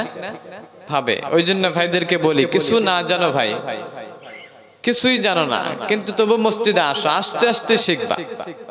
যারা নামাজ পড়েন না এখানে ভাই আসেন, দেখেন আপনি নিজে নামাজ পড়তে পারেন না, ইমাম সাহেবের পিছনে পড়তে থাকেন, পড়তে পড়তে আপনার একদিন পড়েন, 2 দিন পড়েন, এমন করে পড়তে পড়তে আপনার যখন নাকি অভ্যাস হয়ে যাবে, তখন আপনাকে আল্লাহ শেখার জন্য আপনাকে আগ্রহী দান করবে। আপনাকে এই বয়সে আপনাকে আল্লাহ শেখার জন্য রহমত বর্ষিত করে দিবে, আপনাকে ইলম দান করবে আল্লাহ। কিন্তু চেষ্টা থাকতে লাগবে শেখার জন্য, ঠিক না ভাই? শেখার জন্য চেষ্টা থাকতে লাগবে। আল্লাহর কাছে চাইলে আপনি পাইবেন। ওই জন্য ভাই মসজিদের জন্য আজকে মাহফিলটি, কে কে আছেন ভাই মসজিদে আবাদ করবেন, এই মসজিদের পাশে থাকবেন, মসজিদের মধ্যে আসবেন, কে কে আছেন ভাই একটু দেখান তো। কালকের থেকে মসজিদে আসবেন, নামাজ কোনোদিন পড়েন নাই, ইনশাআল্লাহ আসবে তো ভাই? প্রত্যেকেই আসার চেষ্টা করবেন। আপনাকে দেখে আরেকজন মানুষ মসজিদে আসবে। নামাজ তো পড়তেই লাগবে, পড়তে লাগবে না? নাই, পড়তে লাগবে। আপনি দুনিয়াতে রোজা রাখছেন, হজ করছেন, টাকা পয়সা ছিল দুনিয়াতে, হজ করলে টাকা ছিল, আপনি যাকাত দিলেন দুনিয়াতে, রোজা রাখছেন, অন্য অন্য কাজ করছেন, নেকি আমল করছেন, কিন্তু ভাই নামাজ আপনি পড়েন নাই। কি পড়েন নাই? নামাজ পড়েন নাই। কিন্তু আপনাকে ফায়দা দিবে না। এতগুলো কাজ করলেন, যে উহুদ পাহাড় সমতুল্য আপনি সওয়াব করছেন, নেকির কাজ করছেন, কিন্তু নামাজ না পড়ার জন্য আপনার সমস্ত কাজ আপনার নষ্ট হয়ে যাবে। নাউজুবিল্লাহ পড়েন। ওই জন্য বিশ্বনবী বলেন আউয়ালু মা ইউহাসাবু বিহিল আবদু ইয়াউমাল কিয়ামাতিস সালাহ। বিশ্বনবী বলেন কিয়ামতের দিন রব্বুল আলামিন আপনার যে হিসাবটি নেবে, যে আপনার হিসাব নিকাশটি করা হবে, সর্বপ্রথম প্রশ্নটি করা হবে আপনার নামাজের। কিসের করা হবে? নামাজের। আপনি দুনিয়াতে উহুদ পাহাড় সমতুল্য আপনি নেকির কাজ করেছেন, আপনি রোজা রাখছেন, উহুদ পাহাড় সমতুল্য আপনার নেকি থাকবে। আপনি যাকাত দিবেন, যাকাতের জন্য উহুদ পাহাড় সমতুল্য আপনার নেকি থাকবে। আপনি রোজা রাখার জন্য উহুদ পাহাড় সমতুল্য আপনার নেকি থাকবে। কিন্তু আপনি দুনিয়াতে একটা আমল করেন নাই, ওই নামাজটা আপনি দুনিয়াতে কোনোদিন পড়েন নাই। আপনি নামাজ পড়েন নাই, সব নেকির আমল করছেন, আপনি নামাজ পড়েন না, খালি রোজা রাখছেন, হজ করছেন, যাকাত দিবেন, উহুদ পাহাড় সমতুল্য সওয়াব আছে। কিন্তু আপনি একটা কাজ করেন নাই। কি করেন নাই? নামাজ পড়েন নাই। কিন্তু রব্বুল আলামিন বলেন সর্বপ্রথম আল্লাহ হিসাব নেবে নামাজের। কিসের হিসাব নেবে? নামাজের হিসাব নেবে। ওই নামাজের হিসাব যদি আপনি সহজ করে দিতে পারেন, তাহলে অন্য অন্য হিসাবগুলো আপনার জন্য আল্লাহ সহজ করে দিবে। সুবহানাল্লাহ পড়ে। আর যদি সর্বপ্রথম নামাজের হিসাবটা যদি আপনার জন্য কঠিন হয়ে দাঁড়ায়, তাহলে অন্য অন্য হিসাবগুলো আপনার জন্য কঠিন হয়ে যাবে। যাবে না? আপনি প্রথম রাউন্ডে আপনি ফেল, যে নামাজের প্রশ্নটা করলো 1 নম্বর প্রশ্নটি, সেটি আপনি ফেল। 2 নম্বর রাউন্ডে আপনি যাইতে পারবেন? পারবেন না, প্রথমেই ফেল আপনি। ওই জন্য ভাই সর্বপ্রথম নামাজ পড়েন। নামাজ পড়ার জন্য আল্লাহ অন্য অন্য হিসাবগুলো আপনাকে আল্লাহ মাফ করে দেবে। সুবহানাল্লাহ পড়ে। হয়তো যুবক ভাইরা এখন দেখা যায় বেশি বেশি শিরিক করে, শিরিকটা সমাজের মধ্যে বেশি চলে। এখন দেখা যায় বড় বড় গুনাহ। এই শিরিকটা এমন একটা গুনাহ, নিজেও বাঁচবেন শিরিক থেকে, অন্যদেরকে বাঁচানোর দরকার আছে। আছে না? রব্বুল আলামিন কোরআন শরীফের মধ্যে বললেন ইন্নাশ শিরকা লাযুলমুন আযীম। শিরিকটা হলো এমন একটা বড় গুনাহ, শিরিকটা হলো এমন একটা বড় গুনাহ, এই শিরিকটা করার জন্য আপনার দুনিয়ার যতগুলো আপনি নেক আমল করেন, সমস্ত আমলগুলো আল্লাহ বরবাদ করে দেয়। নাউজুবিল্লাহ পড়েন। শিরিক করলে আপনি যে নেক আমলগুলো করেন, ওইগুলো আস্তে আস্তে নষ্ট হয়ে যায়। শিরিক গুনাহটা যেরকম করে নাকি আল্লাহর সাথে তুলনা করলে, আল্লাহর সাথে তুলনা করে না অনেক মানুষে। আরেকটা শিরিক করে মানুষ দেখবেন সব সময় মানুষে বলে যে আপনি অসুস্থ অবস্থায় আছেন বা আপনি বিপদে আছেন, অসহায় অবস্থায় আছেন। ওই সময় একজন ভালো মানুষকে, শিক্ষিত মানুষকে, হয়তো উকিলকে এটা বেশি বলে, উকিল পুলিশটা বেশি বলে যে ভাই আগে আল্লাহ পরে আপনি এই কাজটা করে দেন। ঠিক না ভাই? কয় না? না, এটা যে আগে আল্লাহ পরে আপনি এই কাজটা করে দেন। এটা আপনি কথা তো হয়তো ছোট বললেন, কিন্তু আপনি শিরিকের দরজার মধ্যে পৌঁছায় দিলেন। নাউজুবিল্লাহ পড়েন। কারণ আল্লাহর পরে স্থান হলো কার? আল্লাহর নবী। কিন্তু আপনি স্থান কাকে দিলেন? পুলিশ, উকিল, তাদেরকে স্থানটা দিলেন। ঠিক না? কথার মধ্যে কত বড় গুনাহ হয়ে যায় জানেন? এই শিরিক করলে আল্লাহ রাব্বুল আলামিন কখনো মাফ করবেন না। বিশ্বনবী বলেন কোন মানুষ যদি দুনিয়াতে গুনাহ করে, অনেক গুনাহ করে, উহুদ পাহাড় সমতুল্য গুনার কাজ করে, কবিরা গুনাহ করে, সগীরা গুনাহ করে, অনেক দামি দামি গুনাহ করে, কিন্তু কিয়ামতের দিন আল্লাহ যখন নাকি ওই গুনার দিকে লক্ষ্য করবেন, হিসাব করবেন, হিসাব করার সময় ওই উহুদ পাহাড় সমতুল্য গুনার মধ্যে যদি কোনো শিরিক গুনাহ না থাকে, তাহলে ওই উহুদ পাহাড় সমতুল্য গুনাহগুলো আল্লাহ মাফ করে দেয়। সুবহানাল্লাহ পড়েন। ওই গুনাহগুলো আল্লাহ মাফ করে দিবে। কিন্তু যদি ওইখানে কোনো একটা শিরিক গুনাহ থাকে, তাহলে আল্লাহ ওই গুনাহ মাফ করবে না। নাউজুবিল্লাহ পড়েন। এই আল্লাহর সাথে কখনো তুলনা করবেন না।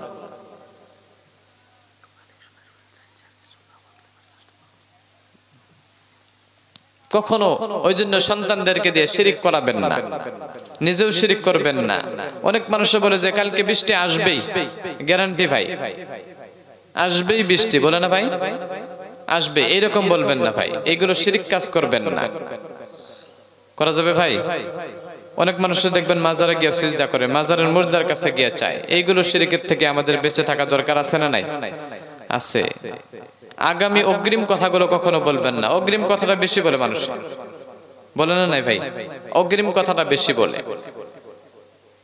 বনি ইসরাইলের জামানায় একজন আল্লাহর ওলি ছিলেন, আরেকজন যে আল্লাহর ওলির যে বাড়িটি ছিল, এই বাড়ির পাশে একটা গরিব মানুষ একটা বাড়ি ছিল, নামাজ কোনোদিন পড়ে নাই, বেনামাজি ছিলেন, কোনোদিন নেক আমল করে নাই, একটা খারাপ মানুষ ছিলেন, বেনামাজি।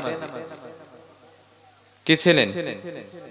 একজন বেনামাজি মানুষ ছিলেন, আল্লাহর ওলি ছিল বনি ইসরাইলের জামানায়, আমরা হলাম বনি আদম, বনি ইসরাইলের জামানায়, অন্য হয়তো নবীর জামানায় ছিল। আল্লাহর ওলি একজন ছিল, ওর বাড়ির পাশে, আল্লাহর ওলির বাড়ির পাশে একজন বেনামাজি ছিল। ওই ওলি প্রতিদিন যখন নাকি বেনামাজির চেহারা দেখতো, বেনামাজির মুখ দেখতো, ওই সময় আল্লাহর নবী ওই বনি ইসরাইলের জামানায় ওই আল্লাহর ওলি ওই বেনামাজি মানুষকে সব সময় বলতো, ও বেনামাজি, তুমি তো একদম জাহান্নামে যাবে কিয়ামতের দিন, মরার পরে তোমাকে তো আল্লাহ জাহান্নামের মধ্যে দিবে। সব সময় জাহান্নামে করে ডাকতো। ওই বনি ইসরাইলের জামানায় ওই বেনামাজি মানুষটাকে আল্লাহর ওলি যে ছিল সব সময় জাহান্নামে করে ডাকতো। সকালবেলা ওই বেনামাজির সাথে দেখা হইতো, ওই ওলি বলতো, ও বেনামাজি ভাই কোথায় যাও? হয়তো বিকালবেলা আবারও যখন নাকি চেহারার সাথে দেখা হয়ে যায়, আবারও ওই বেনামাজিকে বলে, ও ভাই, ও জাহান্নামী ভাই, তুমি কোথায় গেছিলে, কোত্থেকে আসলে জাহান্নামী ভাই, সবসময় জাহান্নামী করে বলতো। কিন্তু কিয়ামতের দিন রব্বুল আলামিন ওই দুইজন মানুষকে একসাথে করে ওই আল্লাহর ওলিকে যখন নাকি ফয়সালা হয়ে যাবে জান্নাতের দিকে যাওয়ার জন্য, ওই ব্যক্তি যখন নাকি জান্নাতের দিকে যাইতে থাকবে, ওই সময় আল্লাহ ওই নামাজি ওই ব্যক্তিকে, আল্লাহর ওলি ব্যক্তিকে, জান্নাতি ব্যক্তিকে ডাকা হবে। এবং কি ওই যে ব্যক্তিটাকে দুনিয়াতে কোনোদিন নামাজ পড়া নাই, বেনামাজি ছিল, ওই বেনামাজি ভাইকে ডাকা হবে, ও ভাই এদিকে শোনো, দুইজনকে একসাথেই করবেন। করার পরে হয়তো বেনামাজি যে মানুষটি ছিল, ওই মানুষটার হয়তো জাহান্নামের দিকে ফয়সালা হয়ে গিয়েছিল, কিন্তু আল্লাহর ওলি জান্নাতের দিকে ফয়সালা হয়েছিল।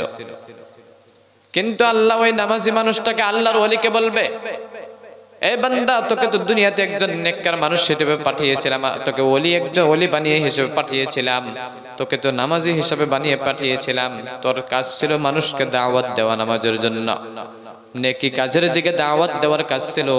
কিন্তু তুই এইগুলো না করে একজন বেনামাজি মানুষ নামাজ পড়ে নাই, তাকে সব সময় সকাল বিকাল সব সময় বলতি জাহান্নামে, জাহান্নামে, সব সময় জাহান্নামে বলতি।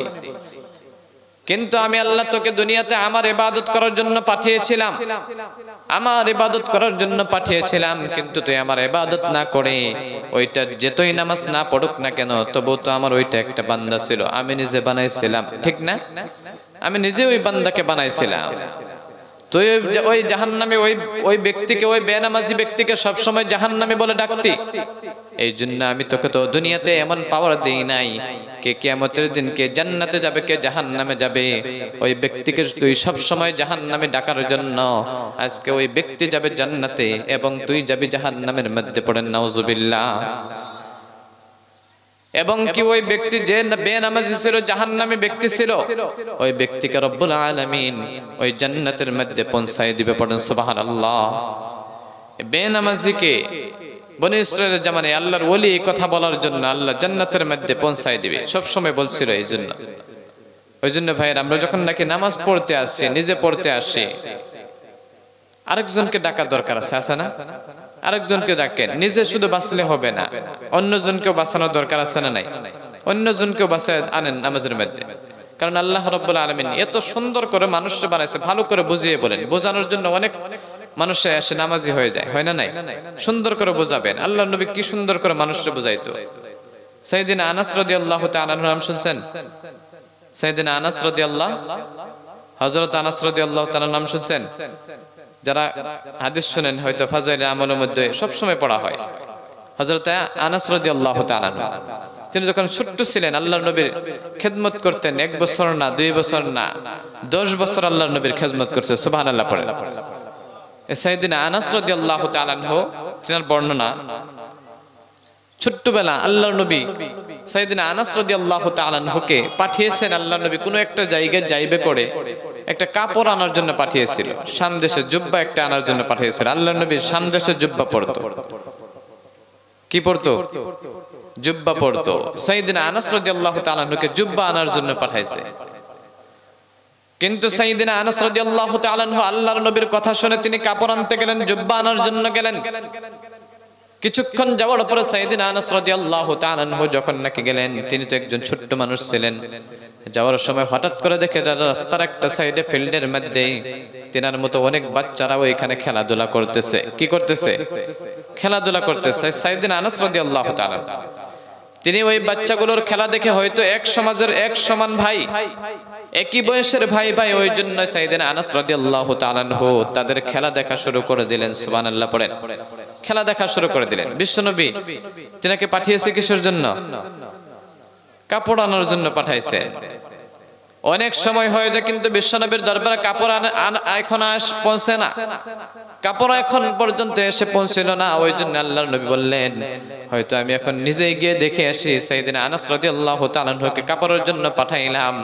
আনাসের কোনো খবর নাই, ওই কাপড়ের কোনো খবর নাই, আমি নিজেই গিয়ে দেখে আসি।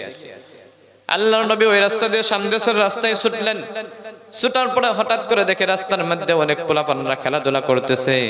ওই রাস্তার পাশে সাইয়েদনা আনাস রাদিয়াল্লাহু তাআলা আনহু দাঁড়িয়ে দাঁড়িয়ে ওই বাচ্চাগুলোর খেলা দেখতেছে। ওই খেলা দেখে আল্লাহর নবীও দাঁড়িয়ে গেলেন। দাঁড়িয়ে গিয়ে সাইয়েদনা আনাস রাদিয়াল্লাহু তাআলা আনহুর ঠিক পাশে পিছনে দাঁড়িয়ে রইলেন। আনাস রাদিয়াল্লাহু তাআলা আনহু ভুলেই গেছেন কিসের জন্য আসছে। কিছুক্ষণ পরে, অনেকক্ষণ খেলা দেখার পরে হঠাৎ করে পিছনের দিকে তাকিয়ে দেখে বিশ্বনবী ওইখানে দাঁড়িয়ে রয়েছে। তিনি অবাক হয়ে গেলেন, কি ব্যাপার? আল্লাহ নবী তো এখন আমাকে মারবে, হয়তো গালি দিবে। তিনি ভয় পেয়ে গেলেন। ভয় লাগবে না? সকালে পাঠাইছে, ওই মানুষটা এখনো খেলা দেখতেছে। পিছনের দিকে তাকিয়ে দিয়ে ওই মানুষটা ওইখানে আল্লাহ নবী দাঁড়ায় রয়েছে। ভয় পাইছেন তিনি। কিন্তু সাইয়েদনা আনাস রাদিয়াল্লাহু তাআলা আনহু তিনি ভয় পেয়ে গেলেন বিশ্বনবীকে দেখার পরে। কিন্তু এই বিশ্বনবী আনাসকে দেখে হয়তো তিনাকে কোনো রাগও করলেন না, কোনো গুসাও করলেন না, কোনো মারধরও করলেন না। শুধু একটা মুস্কি হাসি দিয়ে আনাস রাদিয়াল্লাহু তাআলা আনহুর কাছ থেকে আল্লাহর নবী চলে গেলেন। একটা মুস্কি হাসি দিয়ে ওইখান থেকে চলে গেলেন। সাইয়েদনা আনাস রাদিয়াল্লাহু তাআলা আনহু ওই বিশ্বনবীর শাসন দেখে, ওই হাসি দেখে সারা জীবনে আর আল্লাহর নবীর দরবারে যতদিন খাদিমগিরি করেছেন কোনোদিনও তার মধ্যে কোনোদিন ভুল হতে দেয় নাই। সুবহানাল্লাহ পড়েন।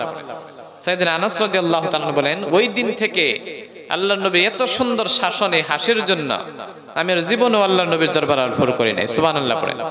ওই জন্য আল্লাহর নবীর মতো মানুষকে নিজের সন্তানদের ভালো করে বুঝায় বুঝায় কমসে কম মসজিদে আনতে পারবেন। সকালবেলা 1 ঘন্টা করে হলো আপনি মসজিদের মধ্যে পাঠান, মক্তবের শিক্ষা দেন। প্রত্যেক বাবারই আশা আছে যে আমার সন্তান যদি আমাকে যদি মরার পরে যদি জানাজার নামাজটা পড়াইতে পারে, ঠিক না ভাই? কিন্তু এটা আশা করেন, কিন্তু মসজিদে কোনোদিন পাঠান না, তাহলে ওই সন্তান জানাজার নামাজ পড়াইতে পারবে? কেমন করে পড়াবে? ওই জন্য প্রতিদিন কমসে কম সকালবেলা সবসময় বলা হয়, ভাই আমিও বলি, 1 ঘন্টা করে মক্তবের শিক্ষা দেন। আপনি আপনার সন্তানকে আপনি কলেজে পড়ান, ইউনিভার্সিটিতে পড়ান, ওই ইউনিভার্সিটিতে হয়তো এইগুলো শিক্ষা দেওয়া হয় যে আসমানের মধ্যে হয়তো আপনি যাইতে হলে, পৃথিবীতে ঘুরতে হইলে, এই সূর্যটাতে যাইতে হলে কতদিন সময় লাগবে, কি কি লাগবে, জোগাড় লাগবে, আর তার মধ্যে কতদিন থাকতে পারবে, ঠিক না? কিন্তু কলেজের মধ্যে, ইউনিভার্সিটির মধ্যে যে শিক্ষাগুলো দেওয়া হয়, চন্দ্রের মধ্যে হয়তো আপনি যাইবেন, কতদিন সময় লাগে। আপনি সূর্যের মধ্যে আপনি যাইবেন, সূর্যটা আপনি সফর করবেন, কতদিন সময় লাগে, কেমন করে থাকবেন, কি করে আবার আসবেন, এইগুলো হয়তো চন্দ্রের মধ্যে শিক্ষা, স্কুলের মধ্যে শিক্ষা দেওয়া হয়। কিন্তু এই চন্দ্রটাকে বানাইলো, সূর্যটাকে বানাইলো, এই শিক্ষাটা ওই স্কুল কলেজের মধ্যে দেওয়া হয় না, এই শিক্ষাটা দেওয়া হয় মাদ্রাসা এবং মক্তবের মধ্যে, ঠিক না? আপনি ইউনিভার্সিটিতে আপনার সন্তানকে পড়ান, কলেজের মধ্যে পড়ান, আমি বারণ করি না আপনাদেরকে, কিন্তু 1 ঘন্টা করে কমসে কম আল্লাহকে আপনি পরিচয় করিয়ে দেন, আল্লাহর সাথে আপনার সন্তানকে কমসে কম মনটা জড়িয়ে দেন। দেওয়া দরকার আছে না নাই? 1 ঘন্টা করে কমসে কম মক্তবের মধ্যে পাঠান। এইগুলো যদি শিখান, বড় হওয়ার পরে এমনি আপনার সন্তান আপনাকে সালাম দিবে, সম্মান করবে, ভাত কাপড় দিবে। আর এইগুলো যদি শিক্ষা না দেন, বড় হওয়ার পর সন্তান ভাত কাপড় দিবে? দিবে না, কারণ বুঝবেই না কিছু। আল্লাহ ওই জন্য সন্তানদেরকে, মানুষদেরকে এত সুন্দর করে বানাইছেন। সন্তান যারা নাকি যুবক ভাইরা আছে, যারা নাকি এখনো পর্যন্ত মা বাবার হয়তো নাফরমানি করেছে, কোনোদিনও নামাজ পড়ে নাই, বাবার কাছে হয়তো বাবার আদেশ মানি নাই, মার আদেশ মানি নাই, মুরব্বীদের আদেশ মানি নাই, মুরব্বীদের সাথে বেয়াদবি করেছি, সালাম করে নাই, মুসাফা করি নাই। ওই জন্য যুবক ভাইদেরকে বলি, তোমরা হয়তো কলেজের মধ্যে, ইউনিভার্সিটিতে পড়ে তোমরা ডাক্তার হয়েছো, ইঞ্জিনিয়ার হয়েছ, হয়তো হবে তোমরা আগামীতে কলেজের প্রফেসর হবে, কিন্তু ভাই 3 জন মানুষের যদি তুমি গুনাহ করো, হয়তো বেয়াদবি করে থাকো, তাহলে এই 3 জন মানুষের যদি কোনোদিন তোমাকে মাফ না করে, কিয়ামতের দিন রব্বুল আলামিন তোমাকে আল্লাহ মাফ করবে না।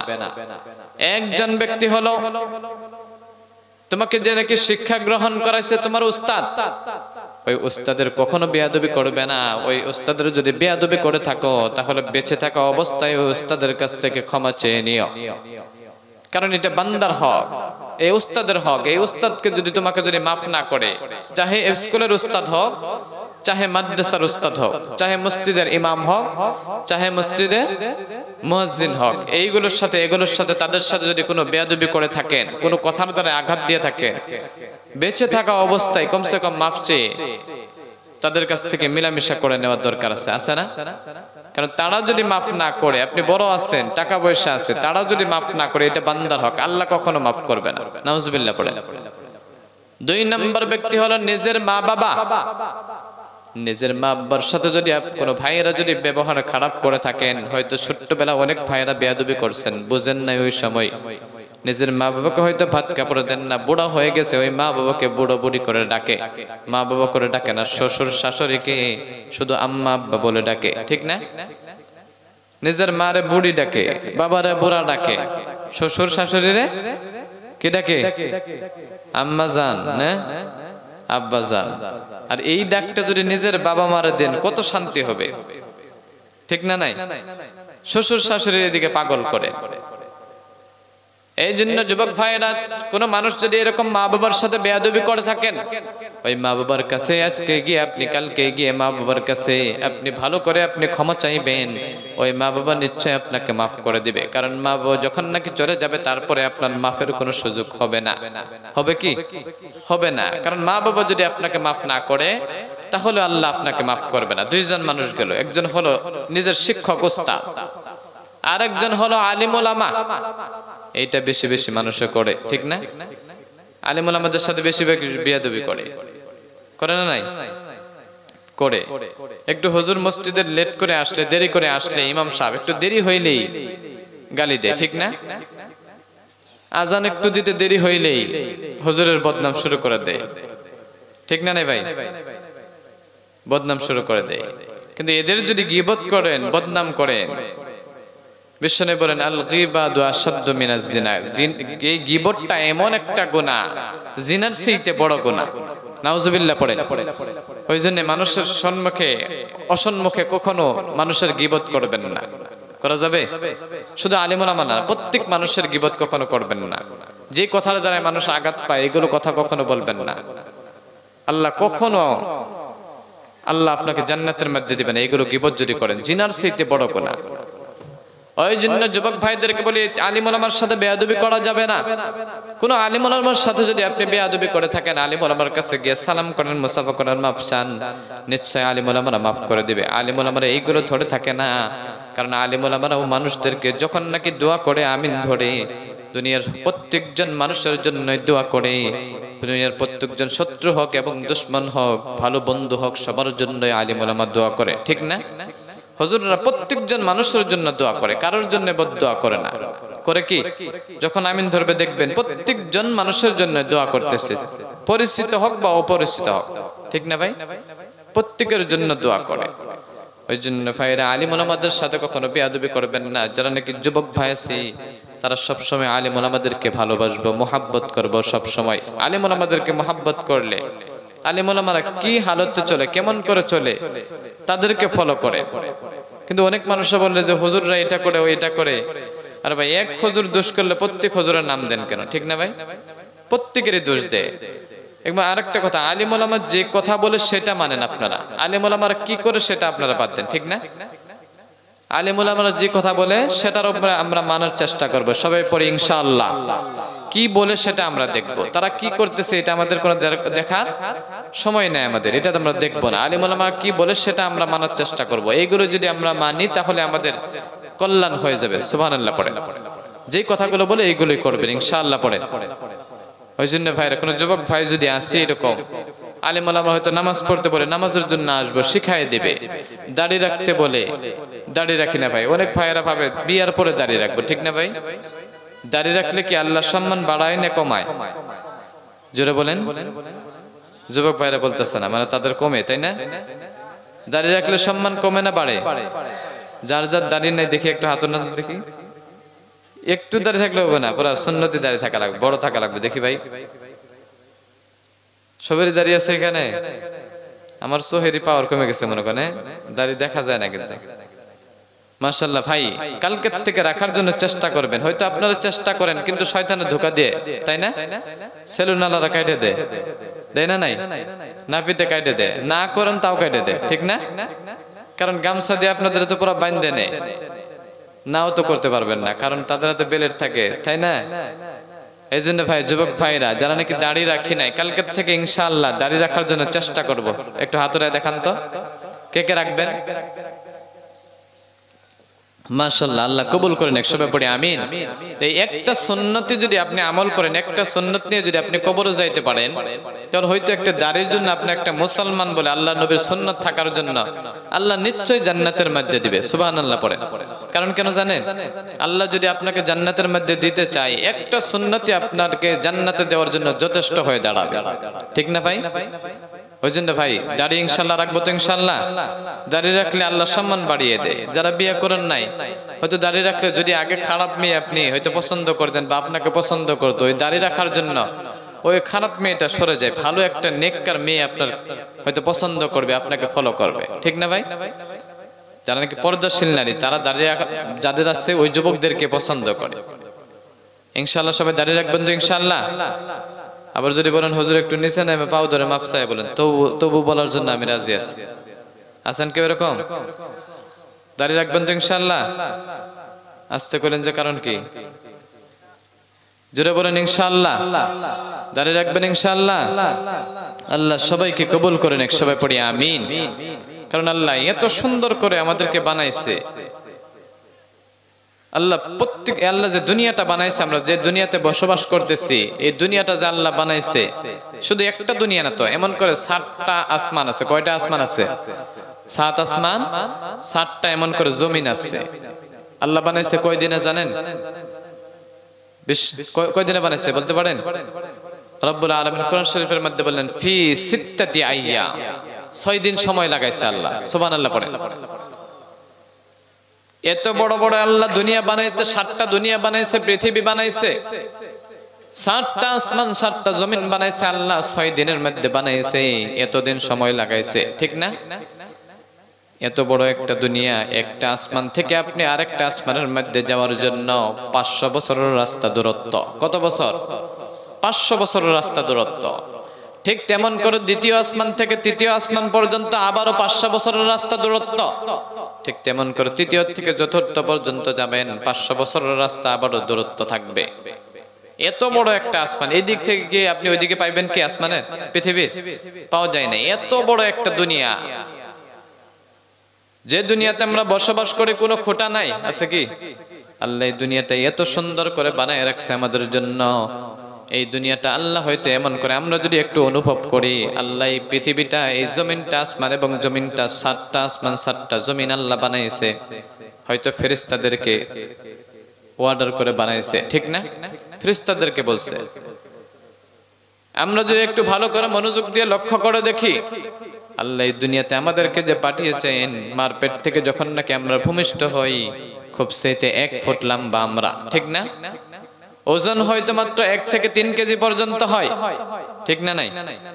কিন্তু আল্লাহ 1 ফুট মানুষকে বানাইতে আল্লাহ হয়তো 1 সেকেন্ড সময় লাগতো, ঠিক না? নাই? কিন্তু আল্লাহ রাব্বুল আলামিন এই পুরা দুনিয়াটাকে, এই পুরা আসমান এবং জমিনকে, 7টা আসমান 7টা জমিনকে আল্লাহ 6 দিন সময় লাগাইছে। কিন্তু এই সাধারণ আমাদের মতো একজন মানুষ, 1 ফুটের একজন মানুষ আল্লাহ বানাইতে 10 মাস সময় লাগাইছে। সুবহানাল্লাহ পড়ে, ঠিক না? না ভাই? আল্লাহ যদি চাইতো সেকেন্ডের মধ্যে আমাদেরকে জন্মগ্রহণ করাইতে পারতো, কিন্তু আল্লাহ কেন আপনাকে, 1 নাম্বার কারণ হলো আপনাকে নিশ্চয় আল্লাহ বান্দাকে ভালোবাসে। মানুষকে ভালোবাসার জন্য আল্লাহ 10 মাস মায়ের গর্ভের মধ্যে রেখে দিয়েছে। সুবহানাল্লাহ পড়ে। ওই জন্যই আল্লাহ যে আমাদেরকে এত সুন্দর করে মহাব্বত করে বানাইছে, ওই জন্য আল্লাহর জন্য আমাদের কিছু করণীয় দরকার আছে না নাই? আল্লাহর জন্য করণীয় নাই? আল্লাহর যদি আপনি ইবাদত করেন, তাহলে আল্লাহর কাছে কিছু পাইবেন, ঠিক না? না ভাই? আল্লাহর কাছে চাইলে পাইবেন। কিন্তু আল্লাহকে দেওয়াও লাগবে। আল্লাহ যে এত সুন্দর করে আমাদের ইবাদত করার জন্য বানাইছে, সবাই জানি আমরা ওমা খালাকতুল জিন্না ওয়াল ইনসা ইল্লা লিয়াবুদুন। আল্লাহ রাব্বুল আলামিন মানুষ জাতিকে এবং জিন জাতিকে কিসের জন্য বানাইছেন? আল্লাহর ইবাদত করার জন্য বানাইছে। তো ভাই আল্লাহর ইবাদত করবেন, আল্লাহর নবীর আদেশ উপদেশগুলো মানবেন, আল্লাহর হুকুমগুলো মানবেন, তবে আল্লাহ রাব্বুল আলামিন আজকে যে এই মাহফিলটাও কি ঠিক আছে, আপনি যদি ইখলাসের নিয়তে বসে থাকেন, আমলের নিয়তে বসে আছেন, যে আজকে ওয়াজ শুনতে আসছেন, ইখলাসের নিয়তে যদি শুনেন, আল্লাহ রাব্বুল আলামিন আপনাকে এইটা মাহফিলের ওসিলা করে আল্লাহ নাজাতের জরিয়া আপনাকে করে দিতে পারে। সুবহানাল্লাহ পড়ে ইখলাসের নিয়তে হতে লাগবে।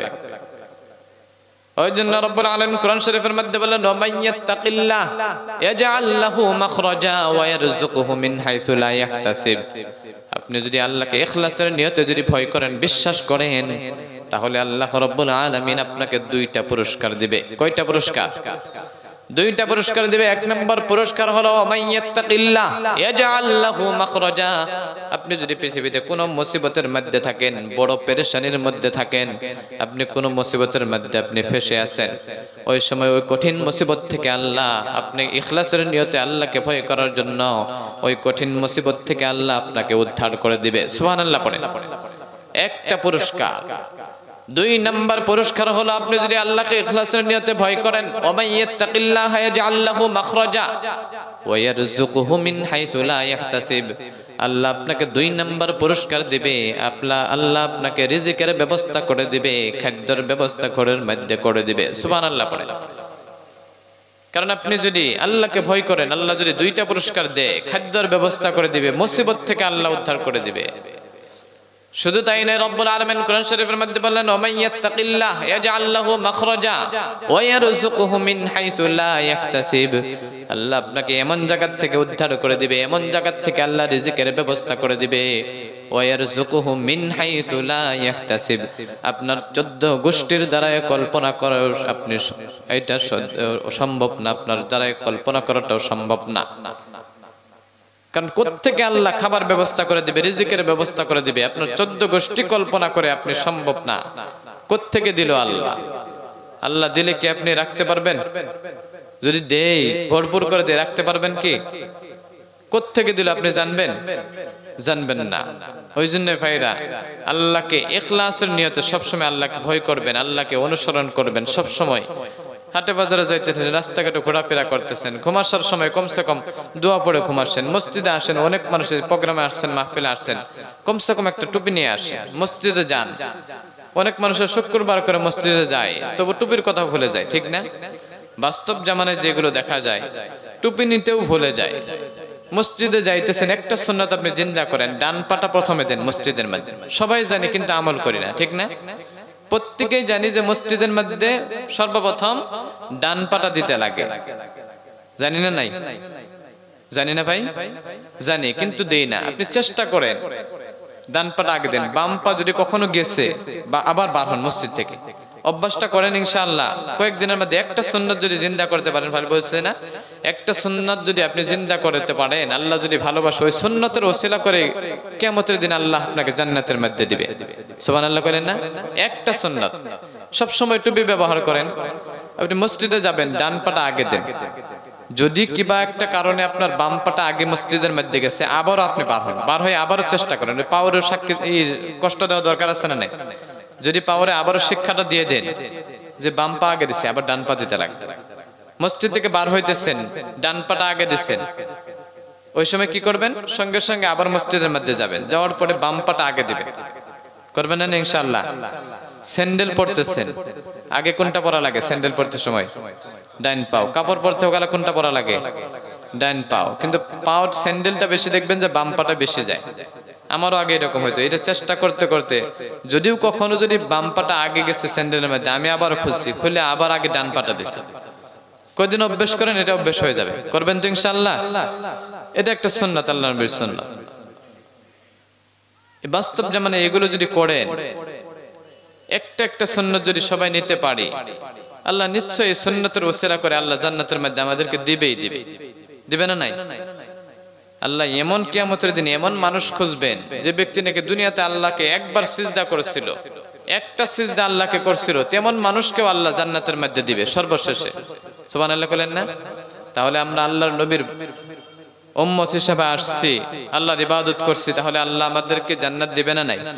প্রত্যেকের জান্নাতে যাওয়া আশা আছে না নাই? কি জান্নাতে যাবেন সবাই বলেন? 3-4 জনই যাবেন নাকি?